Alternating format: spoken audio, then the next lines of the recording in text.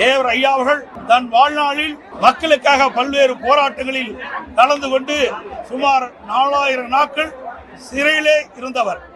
நாடாளுமன்ற தேர்தல், அருப்புக்கோட்டை நாடாளுமன்ற தேர்தல், முதுகுளத்தூர் சட்டமன்ற தேர்தல், 2 தேர்தலிலும் தேவர் ஐயா அவர்கள் ஒரே நேரத்தில் போட்டியிட்டு அருப்புக்கோட்டை நாடாளுமன்ற தேர்தலில் வெற்றி பெற்றார். முதுகுளத்தூர் சட்டமன்ற தொகுதியில் வெற்றி பெற்று மக்கள் செல்வாக்கு மிக்க தலைவர் என்று அந்த காலகட்டத்தில் நிரூபித்து காட்டியவர். அவருடைய வாழ்ந்த காலத்தில் தனக்கு சொந்தமான பல்லாயிரக்கணக்கான ஏக்கர் நிலங்களை ஏழைகளுக்கும் பட்டியல மக்களுக்கும் பிரித்து கொடுத்து ஏழைகளை வாழ வைத்த கொடை வள்ளலாக திகழ்ந்தவர்கள். எப்படி பேருக்கும் புகழுக்கும் உரியவர் நம்முடைய மரியாதைக்குரிய தேவர் ஐயா அவர்கள்.